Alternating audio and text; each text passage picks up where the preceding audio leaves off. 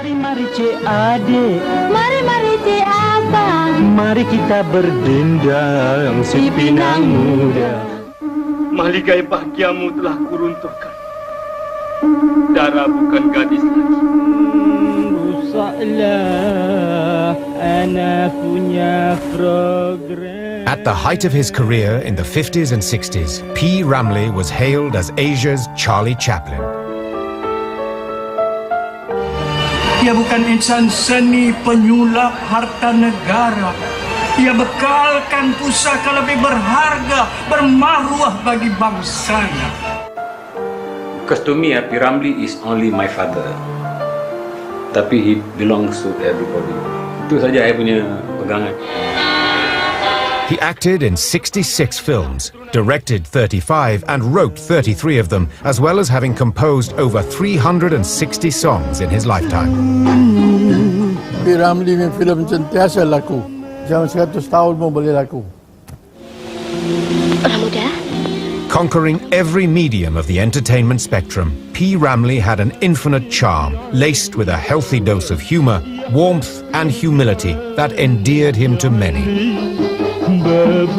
But his phenomenal rise from stagehand to screen sensation had ill prepared him for the downward spiral to rejection and obscurity.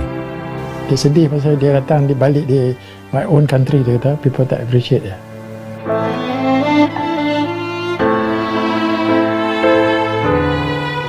But after death, his popularity soared to incredible heights.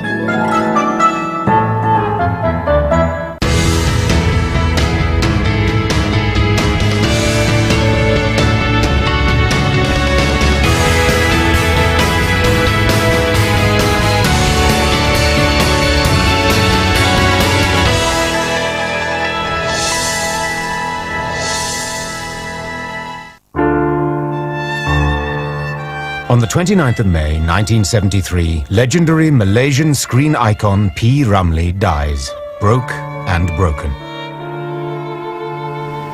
Apa salah dia? Itu kataan yang dia cakap. Dia tanya saya, adakah people will remember me?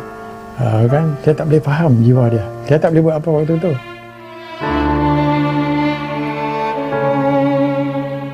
His sudden death at age 44 is greeted with disbelief and shock around Malaysia, and throws the country into sadness and confusion. Banyak orang nangis.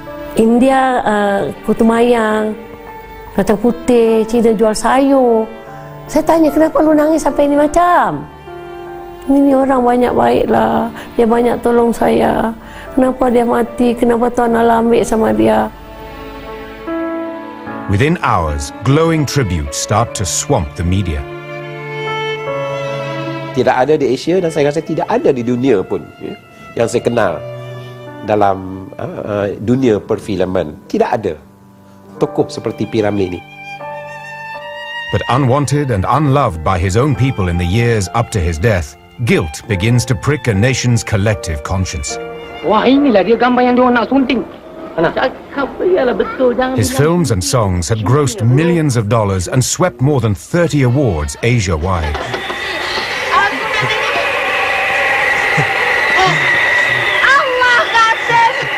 Ini kebiasaan lah ya.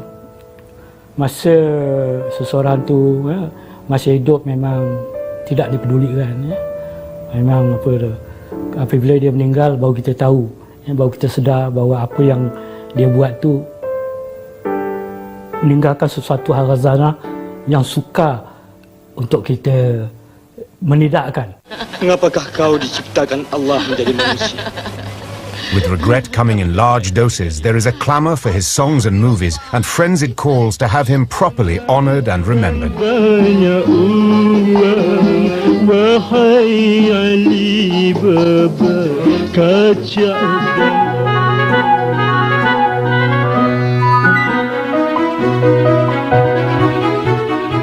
Memorials, roads and buildings are named in his honour, and P.Ramlee is posthumously awarded the Malaysian honorific title Tan Sri, a knighthood in stature. But for a growing number of voices within the entertainment community, it is too little, too late. Mungkin kalau dia masih hidup, dia dapat Tan Sri ni, saya banggalah, saya kata. Tapi sekarang saya tak rasa apalah. Cuma saya rasa sedih. Sesudahnya dia pergi, baru diagung-agungkan. Masa dia hidup, tak ada orang pedulikan dia. It's sad, but it's true. And you want to be loved, you want to be famous, you have to die first. Revered as the greatest Malaysian entertainer of the last century, P.Ramlee got his big break at the Shaw Studios on Jalan Ampas in Singapore in the 1940s. Known around Asia as the Warner Brothers of Malaysia, it was here that P.Ramlee started working as a stagehand. Within a few years, P.Ramlee was Shaw Studios' most successful movie maker, writing, directing and starring in a series of box office hits. Ketika itu P.Ramlee punya nama betul-betul tengah menjulang tinggi. Orang datang cari dia tu tak berhenti-berhenti. Sampai saya bilang, Ram, tahun ini bukan lu cari duit. Duit datang cari lu. At the height of his career, P.Ramlee was not only an idol of the entertainment scenes in Malaysia, but had a huge following overseas, most notably Singapore and Indonesia. He was also a popular figure amongst the Japanese film fraternity. And in a period where Hindi movies ruled the Malaysian box office, Ramlee's films rocked the status quo for the first time in decades. Dia memang selalu dia nak meninggikan mutu kesenian bangsa kita lah. Dia selalu, umpamanya kalau nak buat filem pun dia selalu nak bikin filem yang bercorak macam kemelayuan ya. Kalaupun lagu pun gitu.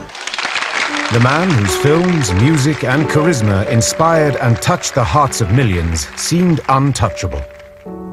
But Ramlee was more than just an actor. He was a man of vision.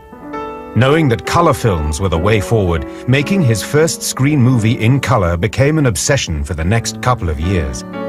Dia orang yang advance tau Macam 10-20 tahun dia boleh tahu. In 1965, after completing his last successful film for the Shaw Studio, Singapore, Ramlee left to join Merdeka Film Studio in Kuala Lumpur.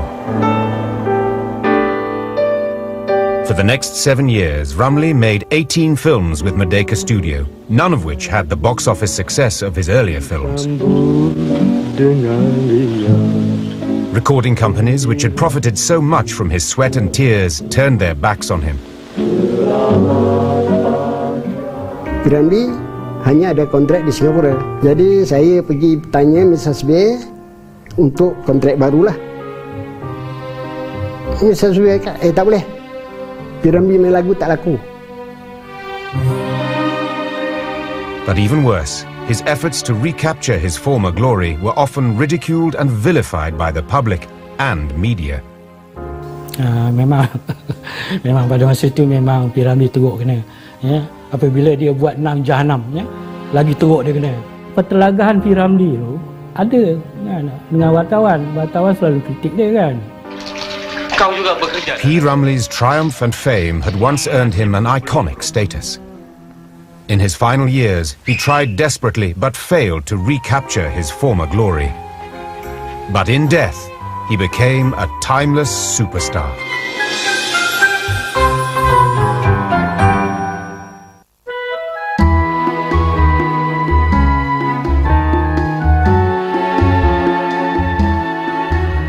Born Tuku Zakaria Nyak Puteh in Penang Island on the 22nd of March 1929, P.Ramlee rose from humble beginnings. His father, Tuku Nyak Puteh, was an Indonesian sailor from Aceh who migrated to Malaya. He settled in Penang when he married Cik Ma Hussein, Ramlee's mother. The letter P in P.Ramlee stands for Puteh, his father's name. He used this name in a singing competition when he was 17 years old and emerged champion. Believing it brought him luck, he decided to keep it. Educated in Penang, P.Ramlee went to school as a teenager at the Penang Free School. Saya kawan dengan yang kenal dengan dia masa darjah 1 sekolah lagi. Tapi sekolah lain, dia sekolah Melayu Kampung Jawa, saya sekolah Melayu Perak Road. His faithful friend Sukadi remembers going everywhere with the irrepressible Ramlee. Lalu di Penang selalu kami berdua. Ronda sana, ronda sini. Basikal dia satu saja basikal, saya tak ada basikal. Naik dua. A cheeky, daredevil teen, Ramlee was always up to mischief wherever he went. Jadi apa yang ada pokok jambu, pokok kedondong, pokok apa, kalau Ramlee sampai saja, tinggal daun dia. Putih-putih semua dia angkat. Ramlee punya nagai masa kecil-kecil tu. Kami di rumah makcik saya tu meja panjang ni, dia balik sekolah dia boleh stand tu. Daripada sini sampai hujung meja. Mak saya kata Ramlee yang apa lah nak pergi jahanam ke, tak ada apa. Dia turun, dia stand lagi. Cukup 3 kali stand cukup. Arwah miahan.